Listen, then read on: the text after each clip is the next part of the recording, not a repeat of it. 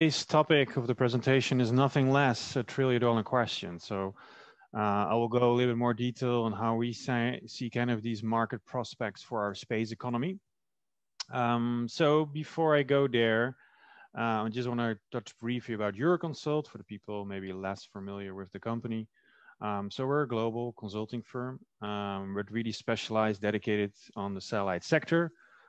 We touch basically everything in the satellite space, being from space exploration, satellite communications, Earth observation, and we, provide basically a number of services for government in government agencies and operators, all different kind of let's say actors within this kind of space value chain that we'll discuss today. So as I mentioned, it's consulting, it's a lot of research reports that we do, as well as thematic training for all the different types of looking at financial economics, market research, technical feasibility. So we cover basically kind of the wide range of consulting and research and training activities. We also do events. Probably most famous is the World Satellite Business Week in Paris. I do want to bring one other event to the attention. So one of the really growing interest and one of the hot topics for our industry is obviously artificial intelligence. So with our partner, Innovitech, we putting this new event together, AI in space. It's going to be virtual, obviously, in this COVID-19 setting.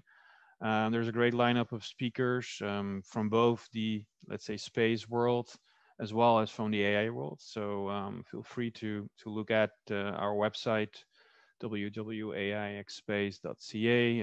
Registrations are open, so I hope to see many of you for that event. But that's enough about Euroconsult. Let's talk about the space economy. So the first slide here basically breaks down the space economy. First kind of separation is you need to look at the commercial part and the government. Today I will talk mostly about the commercial part.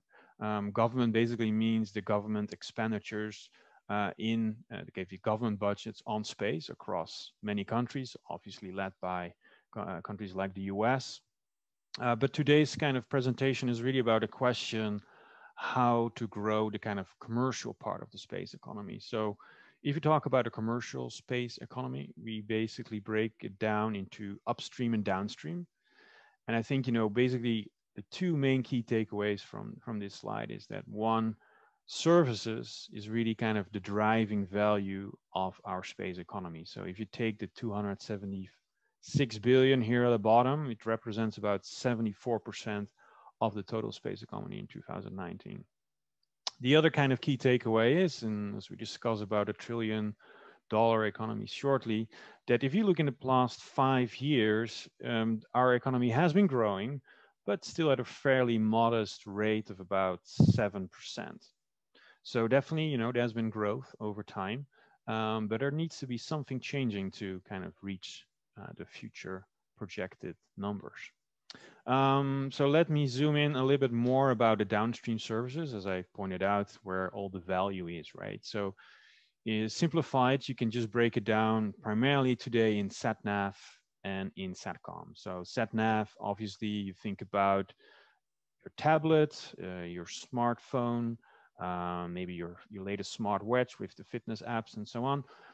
Those all have built-in GPS functionalities, which obviously drives kind of a large part of the value. The other part, the big piece, is SATCOM. 45% of the total downstream services today. And a very important distinction is that the video market is still kind of the biggest part of that business. So when I talk about video, I mean the satellite TV, for example, your Bell TV or Shaw Direct, or in the US, it's more going to be Direct TV. So those has been historically kind of a very big part of our space economy, but probably as you all know, this is also a part of the business that is under pressure and in decline. So if you look at, for example, in US, the biggest satellite TV players with millions of subscribers are in decline, basically because of cord cutting. Most of the people are now moving into Netflix and other type of online services. So Well, the market has been growing at many areas. There's also this big base of existing, let's say, value, what is shrinking. So there's always these kind of multiple trends. So that is basically what it is today. But I think, most of you know that our industry is really in this transformation period. So I think you had already had some discussions earlier today with all the new technical innovations that are coming, that are currently happening, driving this kind of, we can talk about AI, but many other applications and new insights that are bringing our industry to a new frontier. And it's also largely driven by these demand requirements, and basically as well, companies looking at different way of doing and pursuing kind of the space opportunities. So everybody probably is also familiar what we call then the new space factor. And obviously it's maybe a little bit hyped, but it's also very important, because I think, from many people that have worked in this industry, we really have seen a tremendous change in mindset over the last, let's say, 10 years, maybe max. So for us, the new space factor doesn't only mean, new startups, but it's really like thinking space business outside of the box. And what does it mean? You're looking more at low cost solutions. You're looking more at applications oriented. You're more willing to take technical and business risks, which is in sharp contrast is how traditional space was done and performed, which was really more focused on very customized, risk averse approaches in delivering space, and where the space industry has been very successful. But you really see this kind of new driving force that, in our view, would definitely start to make an impact and open up new opportunities. So what are those drivers and enablers of new space? First of all, technology. I think the technology innovations and miniaturization really helps down to bring the cost of the satellites. We see a lot of interest from AI. So even the big companies like Google, but also like Microsoft, Azure, and others, they're really making more and more work around integrating space and pushing cloud and quantum computing solutions into the space array. Obviously, policy and law is always important. There has been some significant changes in policy and regulations to stimulate commercial activities, not only on let's say, more traditional use of Earth observation, but also in areas like space exploration. Obviously, why has these changes been happening? It's also because the market has been rapidly changing. So one of the points that we pointed out earlier, that the video is maybe less of a market in the communication side, but there are new demands coming up of increasing connectivity. Everybody wants to be connected anywhere, anytime. Increasing demand for intelligence, which drives EO insights. And also, we're basically overall expecting to get a broadband connection, even if you're traveling on sea or by air. The final point, which I think is one of maybe probably the most striking or most important underlying elements, is that obviously space is very capital intensive. And this major shift of private investments into the space sector has been one of the major enabling forces for new space to happen. And one more additional slide about that, and I think this demonstrates really from a historic perspective. So for example, the chart here on the right shows the cumulative equity investment. So generally consider 2009 as a kind of a tipping point where SpaceX launched this kind of commercial payload in 2009, which kind of embarked kind of this new era. But if you look at in terms of investments, it even is more probably post 2014, where you see a huge investment from equity investment into the space sector. We see that there's not only on the infrastructure side, but especially on the application layer, which is important because, as I pointed out earlier, to really upskill the value of the space economy, it's really in the downstream part of our business. So those have been kind of the key, let's say, factors happening. And what is the output? You see much more companies, much more players into the market. So You know, this is kind of also gives you an indication. It's very much of a sample. You can probably, it will not fit more companies on the slide. So that was kind of a restrictive element to it.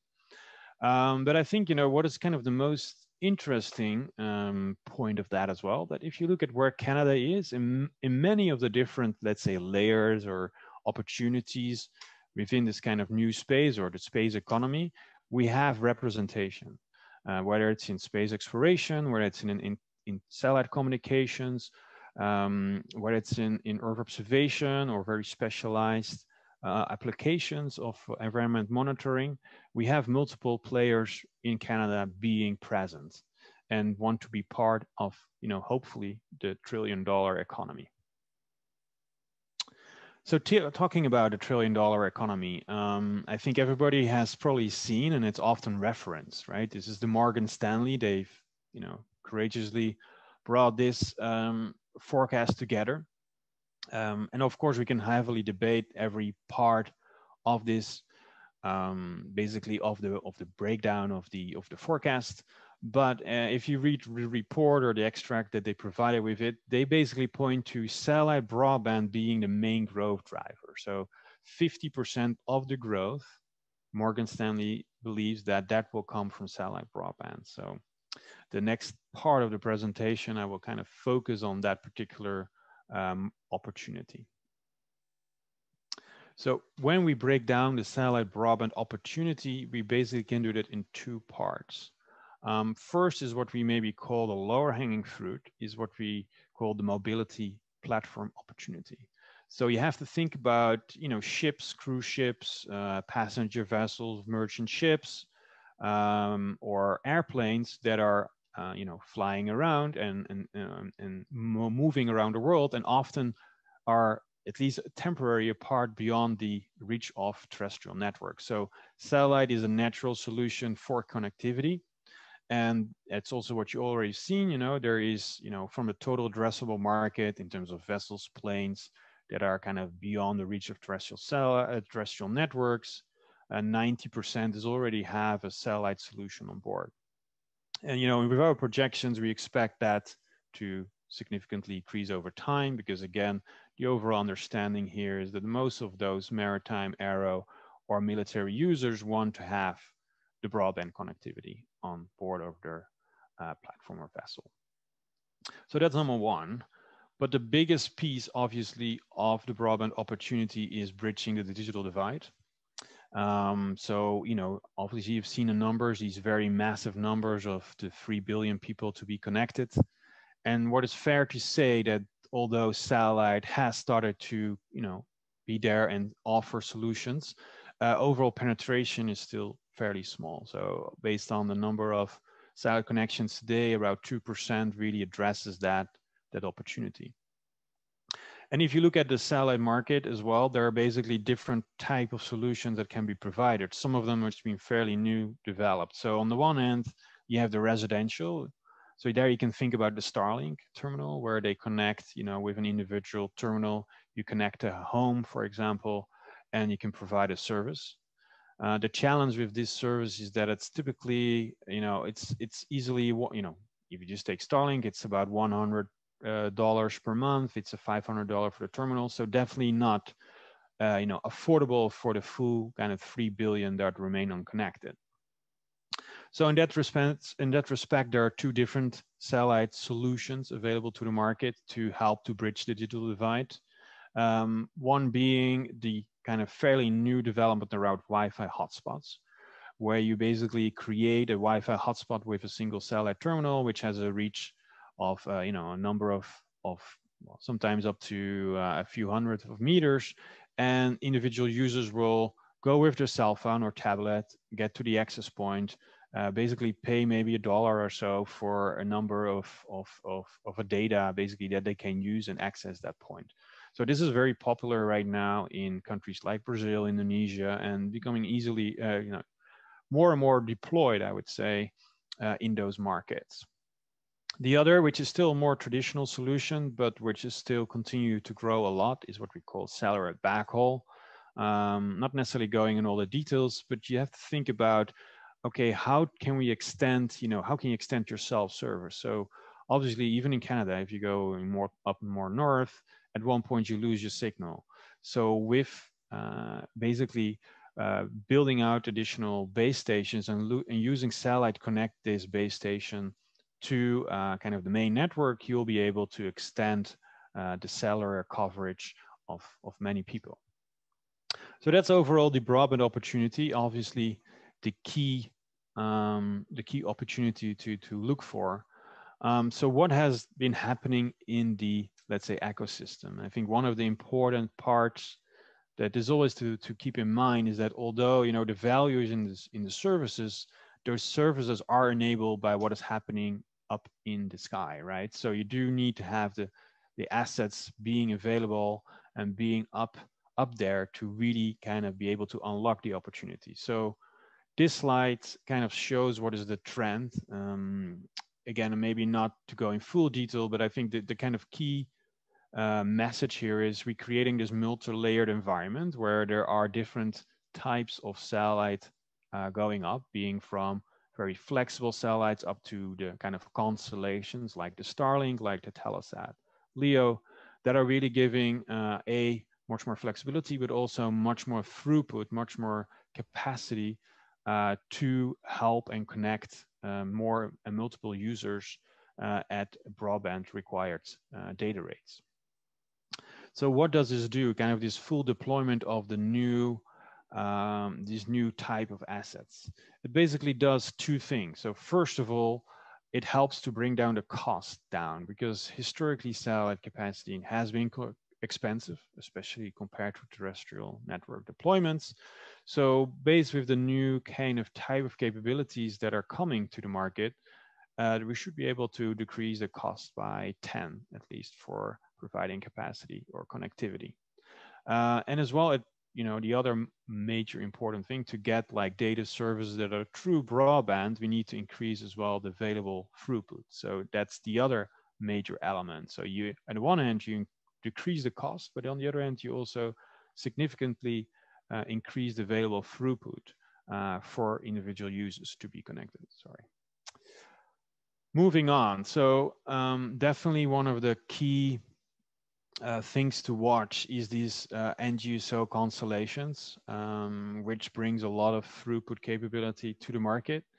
And obviously there are different stages. So I already talked quite a bit about Starlink, but they are also the company that are most ahead. So they have this kind of first mover advantage, if I would say so. Launched, I think yesterday they launched again. So there are now over 900 satellites, and even they are now also active of their constellation.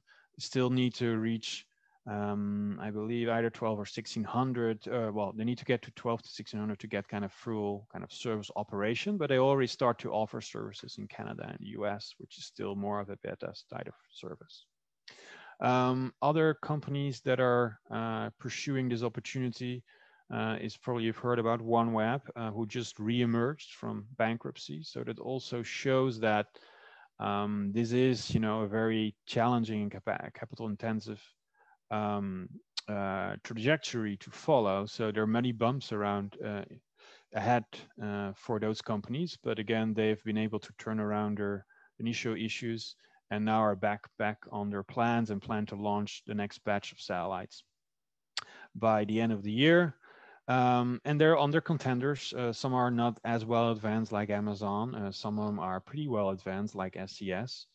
But let's also not forget about our Canadian, let's say, counterpart or player into the market. So Telesat, who has obviously been for many years in the satellite business, are working towards their own constellation project, which is expected to have the first major milestone of manufacturing contract to be awarded by this year, by the end of this year, and then hopefully moving around and moving the bar to the right and getting up to full completion of the satellite constellation, probably sometime 2023 or 2024.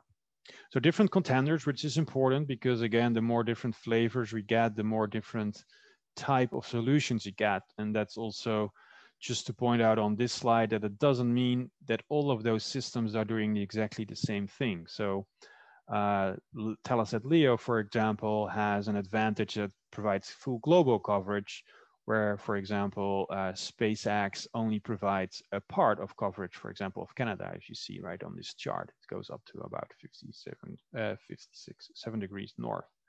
And also they maybe offer or target different markets. So Starlink, for example, addresses really the consumer broadband market, while Telesat more fits within, let's say, the mobility, as I pointed out, like the air and sea, let's say ships, or maybe more of a backhaul solution for expanding networks. So again, there are different solutions for different kind of applications, and we all have to see what best fits those different types of the solution, different type of applications. So it's a very dynamic, a very competitive market environment, and we'll definitely see how that will play out over the next 2-3 years. So coming then to kind of the question about, you know, how to unlock this broadband opportunity. So yes, the success of the NGSO projects like the OneWeb, like the Starlink are very important. So it's one of the top conditions to make and make the broadband opportunity work. But it's not the only part. There are many other parts within, let's say, the unlocking that and successful achieving the bridging the digital divide. There's a number of other factors that need to happen. So one is the terminal. You may have heard that the development of the terminals, especially for NGSO constellations, is still kind of in its early development. So there are solutions available, but the cost and the reliability of those solutions are still kind of need to, and the issues around it are still need to be ironed out. So it's very important, especially if we move into markets that are more cost sensitive, to get to a terminal that is very affordable for, you know, emerging countries, especially in Africa. The third kind of category to it is the sustainability in what we called USO, so Universal Service Obligation missions. As you probably have seen, and same here in Canada, many countries are pursuing the broadband initiatives, where they set aside money and funds to basically help connecting the remaining population to a broadband. Canada, for example, is a great example where they are supporting, for example, Telesat LEO in bringing connectivity to the northern communities. And this is very crucial as it helps to stimulate and subsidize some of those satellite solutions in markets. And especially it provides kind of an anchor support for the, let's say, companies that need to develop the infrastructure and the services around it. So it's a critical factor to make sure that the broadband opportunity will be achieved across different countries around the world. Two other points, the network integration. One of the main things here is that satellite needs to get better integrated into terrestrial networks. So one of the things is to really expand and help bring satellite as a broadband kind of digital divide solution to closely work and seamlessly integrate with the telecom networks, which is really worked on with this 5G development, which should help to facilitate that. And finally, obviously, it's all about cost. So we are talking about massive cost reductions, but those cost reductions need to trickle down to the individual user, because otherwise we still are facing the affordability challenges that are kind of experienced today. So if I bring it back to kind of the question about the $1 trillion economy and how realistic that is, first to say, I think, you know, if we look at, we look today at more particularly at the satellite broadband opportunity, the kind of the objective set or the amount or the kind of target set by Morgan Stanley looks very, very ambitious, very aggressive. And basically all those kind of points that I highlight here, kind of all the stars need to align to really get close to that number. So first of all, that's, I think, we're on a track, but I think, especially how much time it takes to get to those connecting all the remaining part will take time to do. So the 2040 on the one hand is still 20 years away, but it's also, for most of these deployments, there's a lot of time to build that out. The final point on it's 2040, obviously, 20 years from now. So satellites, we're probably applications that are kind of listed today that we identified that where satellite can play a role, but there might be many new applications that we have not thought of today that will be apparent in 2040 and driving a lot of the value. So just fair to say that the new space development, as we pointed out earlier, also brings it out of the box a new creativity that probably from the mix that I present here on this last slide of applications, there might be 4 or 5 new that we are not aware of today that can drive and build our space economy to the $1 trillion target. So with that, that's the end of the kind of talk presentation I prepared. Happy to take any questions that if you have. So Hussein, back to you. Well, thank you so much, Nathan. Great presentation. $1 trillion economy. I know it's bound to happen. We've got many questions for you, and I'll start off with the one that's most voted. What is your estimate to when satellite industry will reach saturation due to limits on the sheer number of satellites that can be put into orbit around Earth? Oh yeah, it's a good question. It's hard to say to put out an exact number there. I mean, again, even if you look at the constellations, they all fly at different altitudes, obviously. So I think, space at the end is big as well.